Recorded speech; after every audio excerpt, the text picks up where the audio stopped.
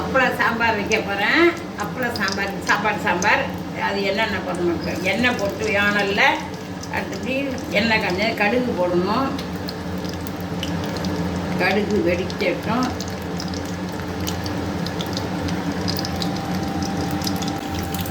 இந்த கடுகு வெடிக்குது.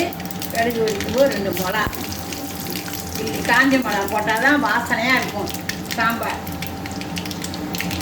அது வெங்காயம், அப்பளம் சாம்பாருக்கு வெங்காயம்.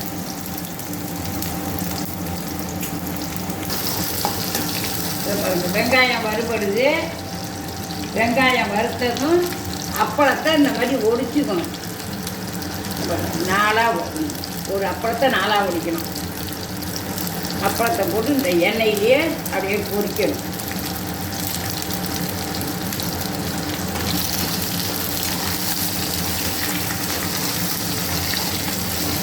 அப்பளம் சாம்பார் ஜோராக இருக்கும். சாப்பிட்டு பாருங்கள், வாசனையாக நல்லாயிருக்கும். வெங்காயமும் அப்பளத்தையும் இந்த மாதிரி நல்லா வறுத்துக்கணும்.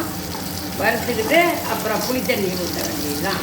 புளித்தண்ணி, புளி நமக்கு தேவையான புளி, உப்பு, மிளகாத்தூள் போட்டு வச்சுக்கணும். இதை பாருங்கள், எண்ணெயில் அப்படியே பொரிஞ்சு போச்சா, பொரிஞ்சதும் பொரியாதுமா இருக்கா.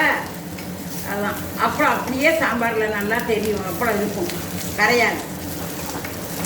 இதில் இந்த புளி கரைச்சி வச்சுருக்கேன். புளியை ஊற்றணும். உப்பு, மிளகாத்தூள், இதுக்கு தேவையான அளவு உப்பு. உப்பு கொஞ்சம் கம்மியாக போட்டுக்கலாம். அப்பளத்தில் உப்பு இருக்கும், அதனால் உப்பு கிடைக்கும். கொஞ்சம் கம்மியாக போட்டுக்கலாம் உப்பை.